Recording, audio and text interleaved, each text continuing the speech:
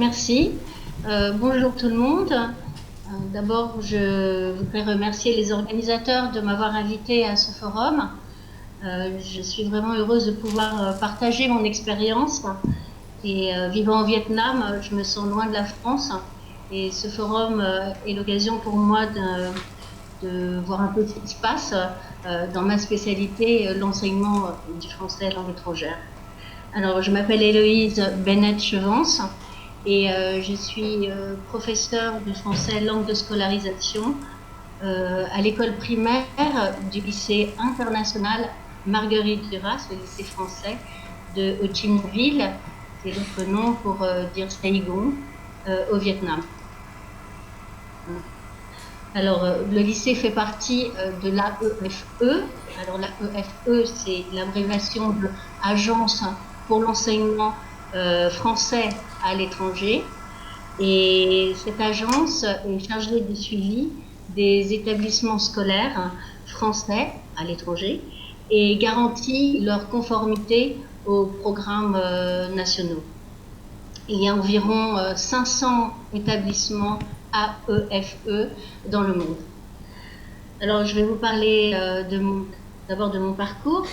Donc, j'ai une formation initiale en philosophie et puis en ethnologie. Et ensuite, j'ai obtenu un DEA de didactologie des langues et des cultures à Paris 3. Et je vis en Asie du Sud-Est depuis 25 ans. D'abord, je suis arrivée à Hanoï, au Vietnam, et j'ai travaillé à l'École normale supérieure des langues étrangères, qui forme futurs professeurs de français. J'étais enseignante là-bas. Et puis ensuite, j'ai été recrutée par le lycée français Alexandre Yersin à Hanoï, le lycée qui fait aussi partie de l'AEFE, pour enseigner le français langue de scolarisation au collège et au lycée. Et puis, j'ai enseigné aussi la philosophie pour les terminales. Ensuite, j'ai fait exactement la même chose au Cambodge. J'ai déménagé, je me suis installée à Phnom Penh et donc j'ai travaillé au lycée français René Descartes. Et ensuite, j'ai travaillé pour la coopération française en tant que coordinatrice des enseignements de français dans diverses universités et grandes écoles. Ensuite, je suis revenue au Vietnam, mais cette fois à Saigon, et j'ai travaillé pour une école internationale en tant que professeur de FLE dans un collège, enfin niveau collège plutôt. Et ensuite, j'ai réintégré le réseau AEFE puisque j'ai travaillé au lycée français, donc Marguerite Duras, où je travaille aujourd'hui. Mais j'ai fait une petite pause pour me consacrer à d'autres activités et je viens de reprendre mes activités d'enseignante que depuis 2 ans. Alors, je vais vous présenter le lycée Marguerite Duras. Il y a 600 élèves au primaire et plus de 1000 en tout. L'école est payante, c'est quand même assez cher, c'est 8000 € l'année. Mais les Français les plus démunis ici peuvent profiter d'une bourse. Ça représente à peu près 25% des élèves, les boursiers. Alors, les élèves sont ou des enfants français d'expatriés, ou des enfants français de Vietnamiens d'outre-mer. Enfin, ces Vietnamiens d'outre-mer peuvent être expatriés aussi, hein. Mais donc les Vietnamiens d'outre-mer, ce sont les Vietnamiens de France qui reviennent au Vietnam depuis son ouverture économique. Et puis, il y a des enfants français de couples mixtes, franco-vietnamiens, des enfants vietnamiens, parce que le lycée a une politique d'ouverture sur le pays d'accueil, et aussi des enfants de nationalités différentes, comme les Coréens, qui apprécient beaucoup le système scolaire français et son prix attractif. Parce que même si c'est cher, il faut savoir que les écoles internationales anglo-saxonnes sont beaucoup plus chères. Ça peut monter jusqu'à 25 000 $ l'année. Donc, il y a ce qui est bien dans notre lycée, grâce aux boursiers, grâce à sa diversité. Donc, il y a une grande mixité sociale et culturelle. Et mais en majorité, les élèves sont français, comme dans les autres lycées français à l'étranger.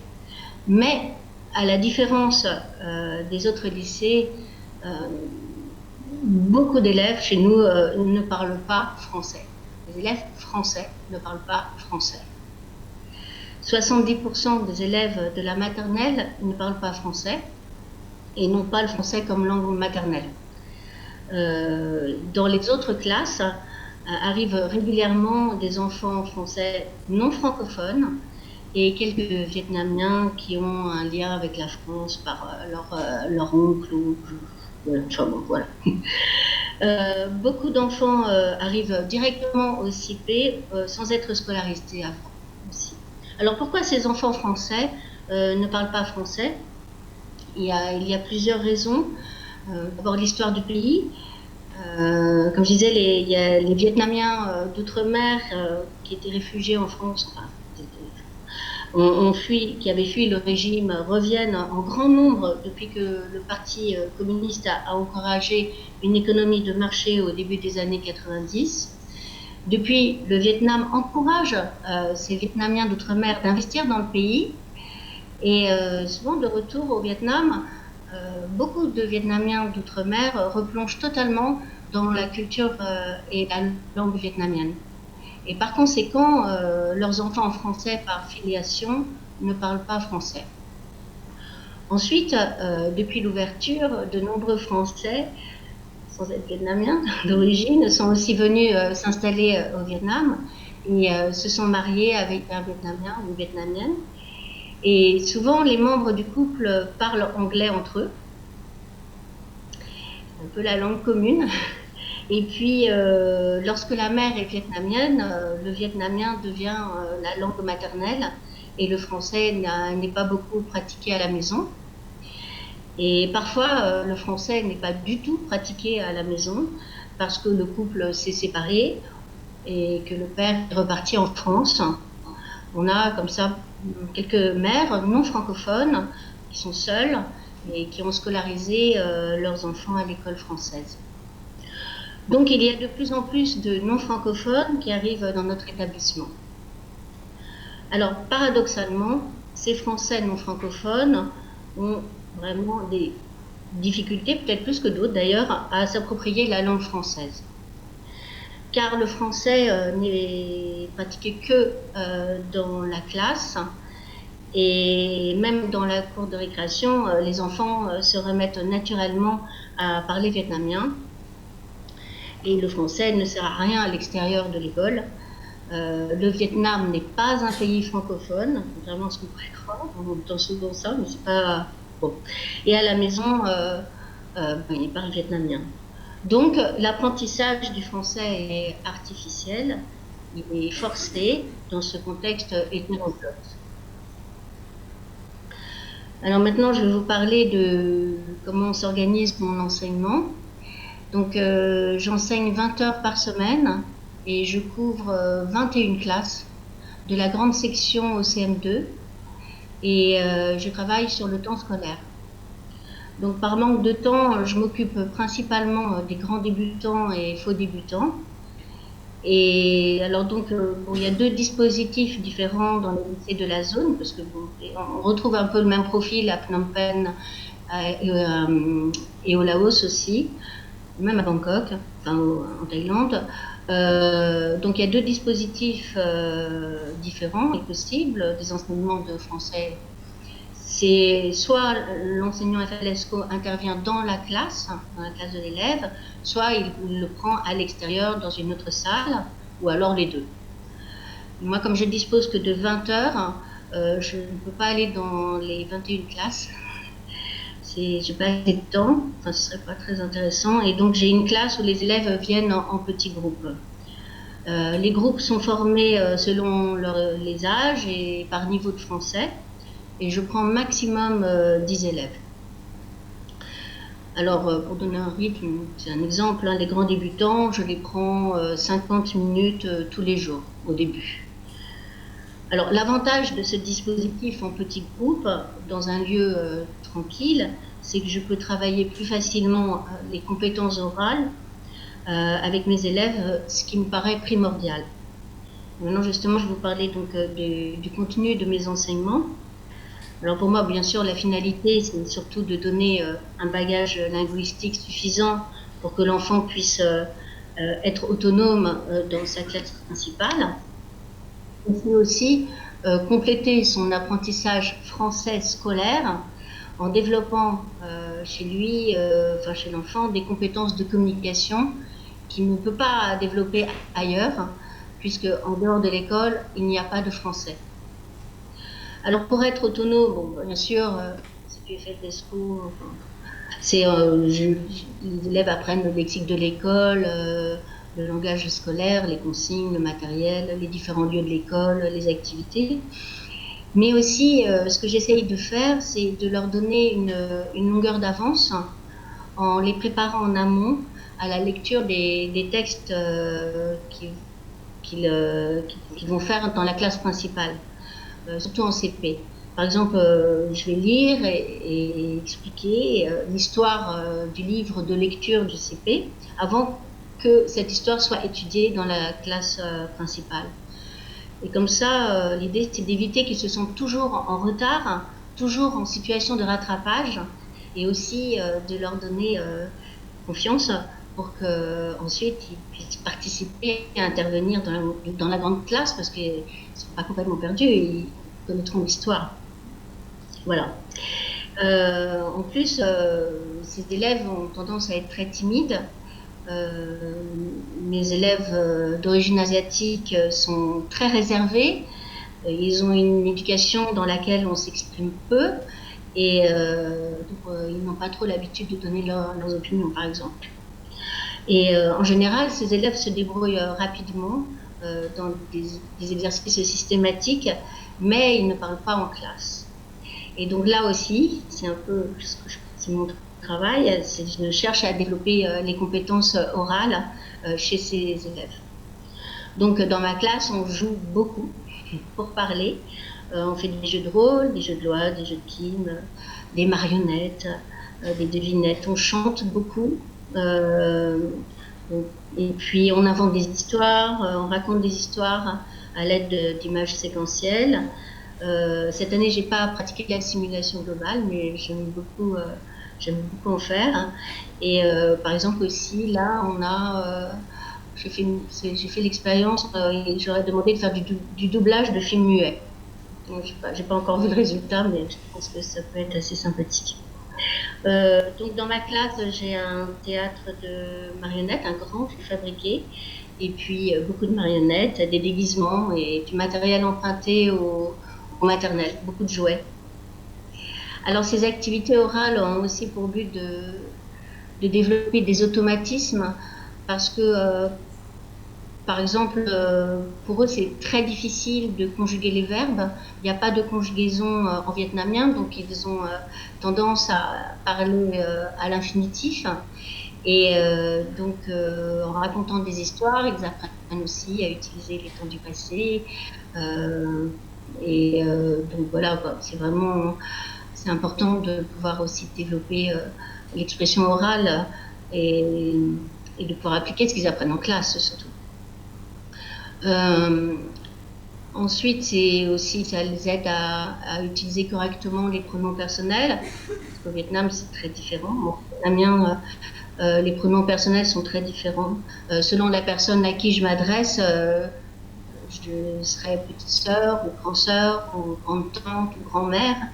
Et donc, il n'y a pas cette constance du je et du tu pour se désigner.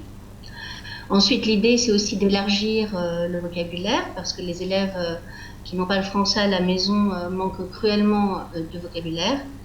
Ils ont besoin de connaître un autre lexique que celui de l'école. Et là, par exemple, j'ai noté que les citoyens qui n'avaient pas suivi des cours de FLE et qui sont de bons élèves ne connaissaient pas les mots brosse à dents, verre, assiette, cuillère, alors qu'ils utilisent quand même ces objets tous les jours. Donc pour cela, je ne vais pas forcément suivre une progression du méthode FLE, la progression d'une méthode FLE. Je vais toujours essayer quand même de faire un lien avec ce qu'il se fait dans la classe principale. Par exemple, si les enfants préparent les déguisements du carnaval, Moi, je vais sauter sur l'occasion pour enseigner le lexique des vêtements et les structures qui l'accompagnent. Donc, j'extrapole en quelque sorte ce qui se fait dans la classe. Et bien sûr, bon, bah, le matériel que j'utilise, c'est donc des méthodes FLE, des imagiers et des jeux que je fabrique ou que j'ai achetés. Ensuite, je travaille aussi la discrimination sonore. Mes élèves ont des surdités phonologiques, ce qui est tout à fait normal, et donc ça les empêche de progresser, en dictée par exemple. Donc ils confondent par exemple les sons che, se, pe, be, c'est très difficile, c'est vraiment très difficile. Et donc en plus, ils n'entendent pas la fin des mots. Parce que le vietnamien est une langue monosyllabique et les mots français sont souvent trop longs, donc ils retiennent le début. Et en plus, en vietnamien, on ne prononce pas la consonne finale. Elle est comme avalée, elle n'est pas sonnée. Par exemple, pour dire monsieur, en vietnamien, c'est écrit ONG, donc à la française, je dirais ong, mais en vietnamien, on dit ang, et donc on avale ce G. Et donc, les mots français qui sont entrés dans la langue vietnamienne ont été transformés comme ça. Et donc, par exemple, valise, ça se dit vali, et chemise, ça se dit chemise. Donc, bon, pour travailler tout ça, j'utilise la méthode plaisir des sons, parce que j'ai été formée par Madame Bonpotière. Et puis, la méthode Borel-Maisoni, qui associe chaque phonème à un geste, et puis les comptines et les virlangues. Maintenant, je vais vous parler des difficultés que je rencontre au lycée. Alors, le lycée, comme je disais, accueille de plus en plus de non-francophones, mais la structure FLSCO n'a pas pour autant été consolidée. Le poste à temps plein en contrat local que j'avais en 2010 a disparu et j'avais 26 heures pour une dizaine de classes et aujourd'hui, je suis vacataire, donc ça va changer, mais j'ai 20 heures pour 21 classes. Donc c'est plus vraiment la même chose. Et bon, heureusement, les choses sont en train de changer et je vais enfin avoir un contrat. Et je pense que ça va se consolider tout ça. Mais il semble que donc l'intervention d'un professeur de FLSCO n'est pas très bien vue par les inspecteurs de l'AEFE, parce que le mot d'ordre des inspecteurs, c'est pas d'externalisation des apprentissages linguistiques. L'enseignant principal ne doit pas déléguer. Et en 2006, au moment d'ouverture des sections bilingues dans les lycées, c'est-à-dire que l'AEFE a voulu pratiquer cette ouverture sur le pays d'accueil et donc a demandé à chaque lycée et à l'école primaire aussi de pratiquer la langue, d'enseigner la langue du pays d'accueil et l'anglais. Et donc l'AEFE a écrit un texte d'orientation pédagogique qui a pour finalité de répondre à la problématique de la maîtrise du français dans un contexte de plurilinguisme. Et ce texte paraît encore, c'est date de 2006, mais il paraît encore être le texte de référence pour l'organisation de la prise en charge des élèves non francophones. Alors je vais vous le lire. L'accueil d'élèves non francophones dans une classe suppose, de la part de l'enseignant qui en a la responsabilité, un souci permanent de différenciation tenant compte de la spécificité de ses élèves. En aucun cas, l'enseignant ne peut construire son action pédagogique sur deux présupposés. L'immersion se suffirait à elle-même. Les élèves qui ne s'adapteraient pas relèveraient d'une prise en charge hors de la classe. Il est primordial de ne pas s'en remettre systématiquement à une externalisation des apprentissages linguistiques. En d'autres termes, l'action du maître doit en permanence être guidée par un principe que l'on peut résumer par la formule suivante: sur le plan linguistique, tout ce qui peut être fait dans la classe ne doit pas être fait hors de la classe.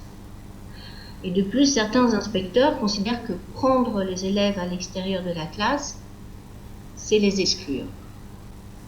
Et donc, l'intervention du professeur de français langue de scolarisation ne favoriserait pas l'inclusion, mais au contraire l'exclusion. Et l'enseignant principal doit se débrouiller en adoptant une pédagogie différenciée.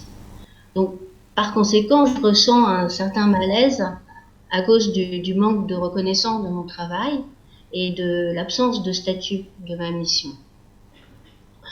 D'autres difficultés aussi, c'est que j'ai des élèves qui ont des problèmes d'apprentissage qui ne sont pas liés au français, qui sont des problèmes d'apprentissage scolaire, et on n'a pas de psychologue scolaire pour repérer ces problèmes et pour mieux les définir, ni d'orthophoniste pour les aider.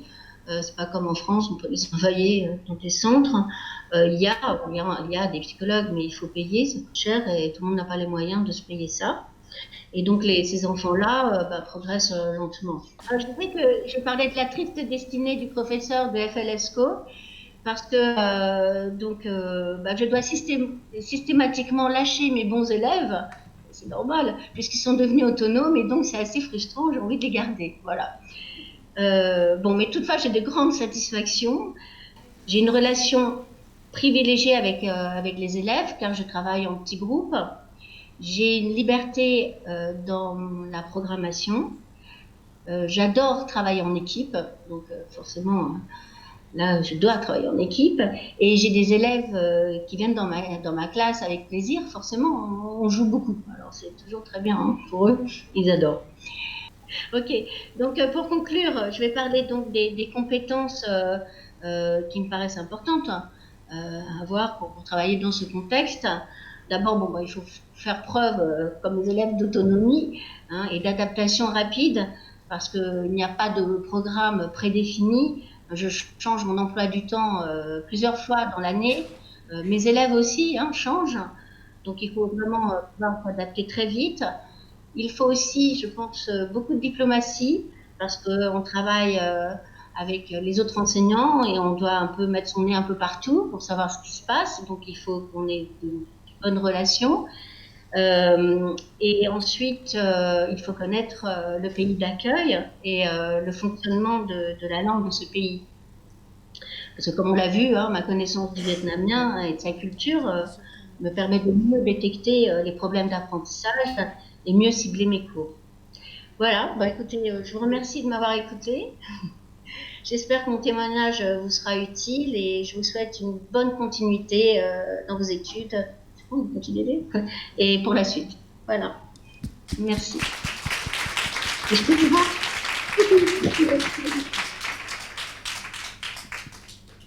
Héloïse, un grand merci, je me mets face à vous. Pour vous remercier et merci d'avoir surmonté les petits problèmes techniques. Donc nous allons donner la parole à la salle et voilà pour que tu te prêtes au jeu des questions-réponses. Donc on va tourner l'ordinateur pour que tu puisses voir la salle. Oui. Vous pouvez lui faire coucou. Hein. Alors, y a-t-il des questions? Oui, Martine. Bonjour, Martine Roussel, je suis étudiante en FLE cette année à Grenoble. Alors, ma question, c'était par rapport au portrait que vous nous avez fait des élèves, de leur diversité, et vous nous dites que leurs difficultés dans l'apprentissage ne sont pas que linguistiques. On entrevoit qu'il doit y avoir des problèmes identitaires. Est-ce qu'ils sont pris en charge par justement les enseignants des classes? Est-ce que c'est des choses dont on parle, sur lesquelles on travaille en équipe, etc.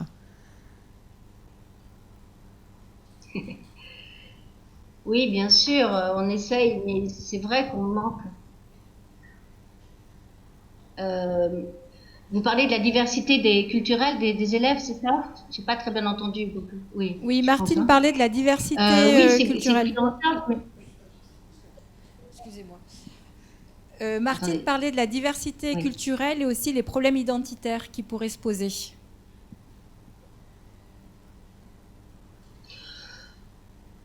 Il n'y a pas beaucoup de... C'est pas... Les problèmes identitaires, c'est pas comme en France. On est quand même dans un lycée... Oui, moi je comprends. À vrai dire, je pense qu'on n'a pas une grande réflexion autour de ça. Ça se fait... hélas, non.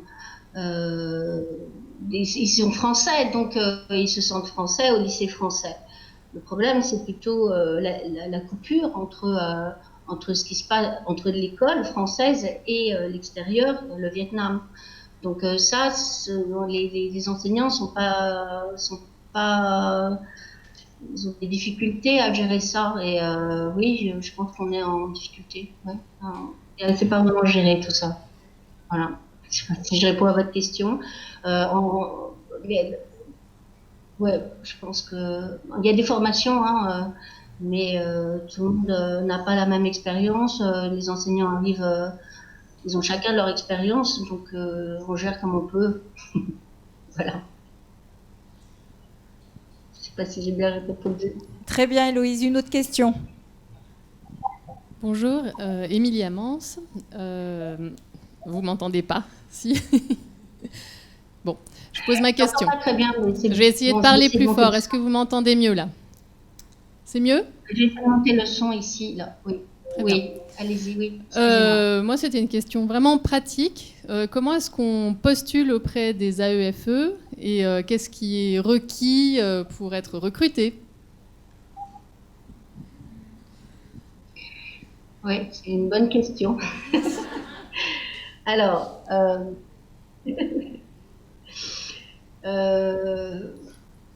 il y a deux choses. Ou vous êtes professeur des écoles et dans ce cas, vous postulez par le biais de l'AEFE, si vous voulez avoir un contrat de résident.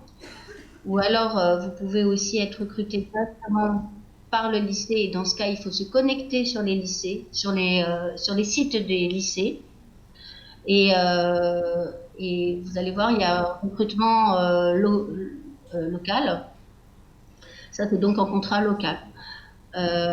Pour l'enseignant FLSCO, c'est aussi annoncé sur le site du lycée quand il y a des besoins.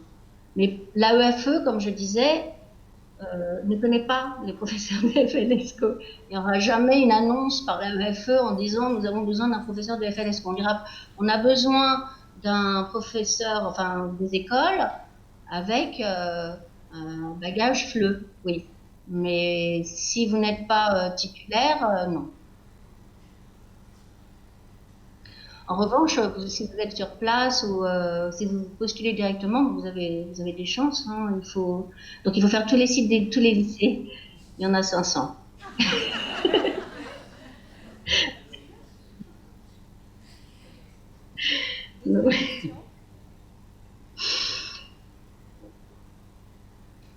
Une autre question, Héloïse. Prépare-toi. Oui. Oui. Bonjour, Hélène Peramo, professeure d'espagnol, ayant aussi enseigné en lycée à l'étranger. Je rebondis sur ce que vous venez de dire. Quand on regarde sur les postes qui sont proposés par l'AEFE, on remarque qu'il y a très peu de postes FLE, et d'ailleurs ils ne sont jamais mentionnés comme tels. Ils sont souvent mentionnés comme professeurs de lettres, avec un bagage FLE. Et c'est là que je rebondis un petit peu, donc c'est pas une question, c'est plus une remarque. C'est toujours par l'entrée lettres, professeur de lettres, que les postes sont proposés en l'AEFE avec une mention FLE, jamais une autre discipline mention FLE.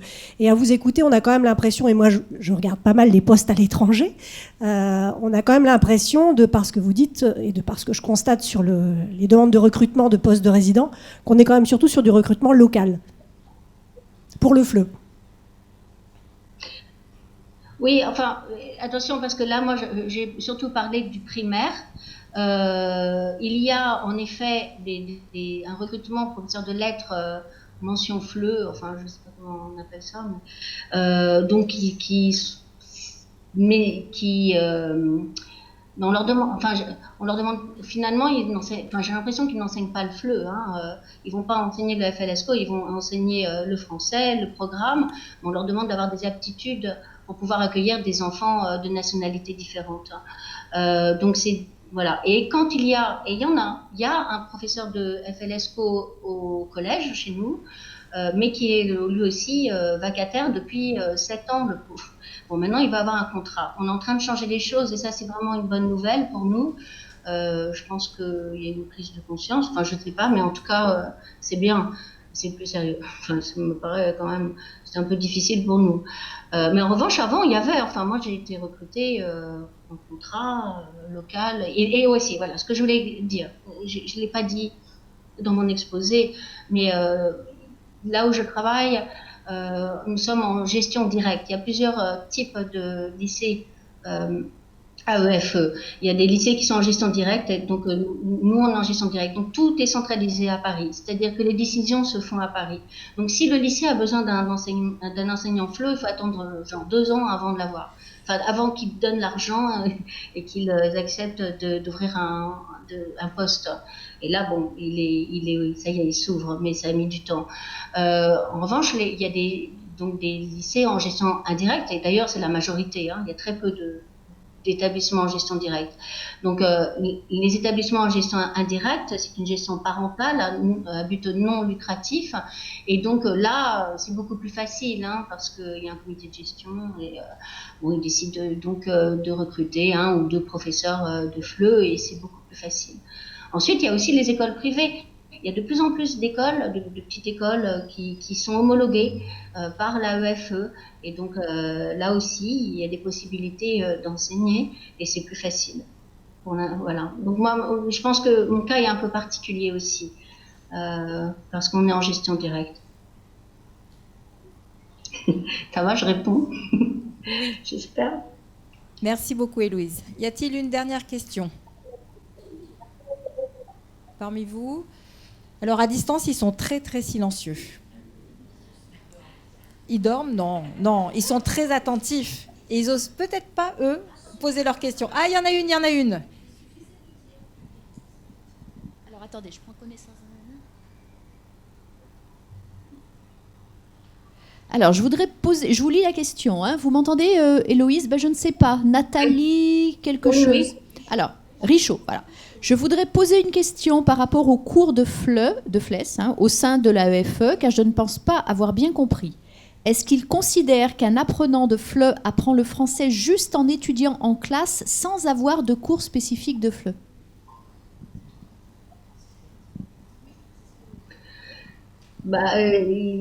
Oui.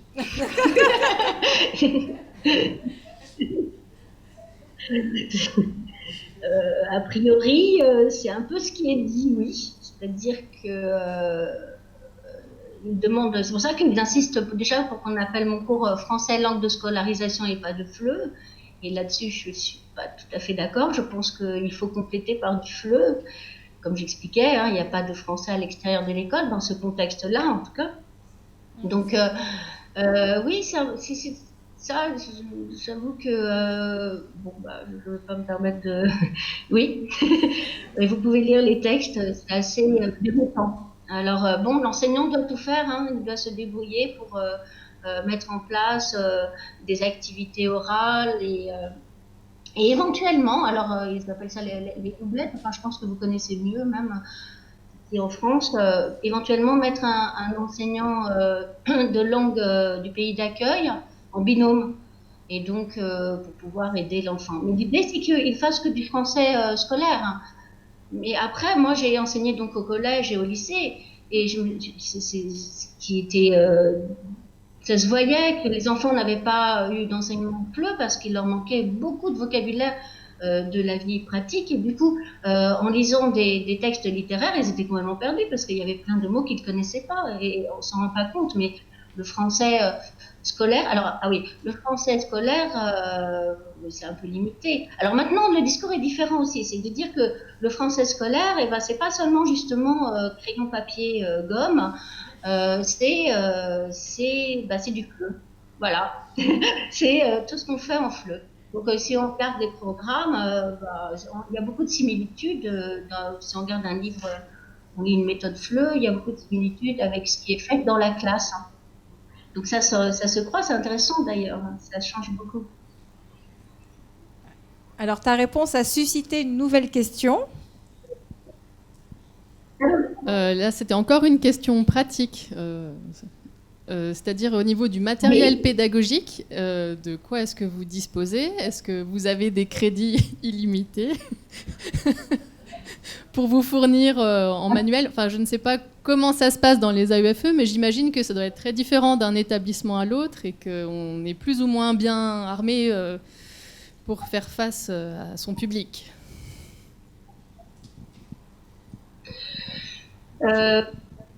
Oui, non, mais j'avoue que je suis gâtée.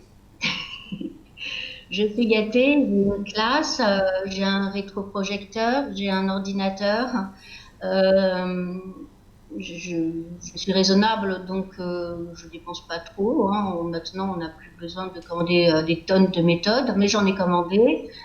Euh, et, euh, et non, non, oui, enfin, si je demande, je peux avoir. Ouais. Pour ça, j'ai pas de problème. Bon, mais ce qu'il faut, c'est s'y prendre à l'avance. Ça c'est le problème comptable. Ça, c'est souvent frustrant, mais je suis pas, c'est pas spécifique au FLSCO. Hein. C'est pour tous les enseignants, c'est la même chose. Il faut presque prévoir un an avant ce qu'on va faire si on a des gros projets. Mais bon, on est quand même assez, ça va, quoi. C'est bien. De ce côté-là, ça va. Dernière question. Bonjour, Stéphanie Combé, je suis bibliothécaire pour le département de l'Ardèche en formation FLE à distance. Je voulais élargir un petit peu la question sur enseigner à l'étranger et je me demandais quel était le sésame quand on n'est pas professeur titulaire de l'éducation nationale. Est-ce que c'est bien le master ? Que je ne fasse pas de fausse route. Voilà, donc je ne sais pas, Héloïse ou bien des personnes dans la salle, si vous aviez quelques réponses. Oui, oui. Bien sûr, oui. Bien sûr, votre master est très utile à l'étranger. Bon, il faut passer Master 2, enfin, moi c'était un DEA à l'époque, hein, mais oui, je pense que quand même, Bac plus 5 est le minimum. Hein. Enfin, je veux dire, pour avoir des postes intéressants. Même par exemple au Vietnam, ils ne donnent pas de permis de travail si on n'a pas un Bac plus 5. Il faut être spécialiste, si vous voulez, pour pouvoir travailler, parce que sinon on prend la place des Vietnamiens. Donc, il y a des Vietnamiens quand même qui ont de grandes compétences en FLE et en FLSCO, enfin peut-être pas en FLSCO, mais en FLE en tout cas. Donc il faut prouver qu'on est spécialiste et qu'on peut servir à quelque chose. Voilà. Mais bon, c'est vrai que ça devient de plus en plus difficile quand même de trouver du travail, hein, comme partout. Donc c'est aussi un peu la chance. Plus vous avez de choses, plus vous avez de bagages, plus vous aurez de chances de trouver. Voilà. Héloïse, Par exemple, moi, la philosophie, je ne pensais pas, ce que je voulais dire, j'avais passé mon DEA, mais je ne pensais pas du tout que la philosophie me servirait à l'étranger. Et puis, franchement, quoi. J'ai la philosophie qui m'a surtout aidé à entrer au lycée parce que un prof de philo en terminale n'a que 8 heures, au maximum 10 heures par semaine, et donc je pouvais compléter avec mes cours de FLE. Donc c'est bien toujours d'avoir 2 casquettes au minimum. Hein. Voilà, c'est très important. Héloïse, un grand merci. Je me mets face à toi, la caméra. Je tourne le dos à ceux qui suivent à distance. Un grand merci pour cette intervention et aussi pour ta disponibilité parce que c'était pas évident à distance. Donc on t'applaudit vraiment pour... Merci.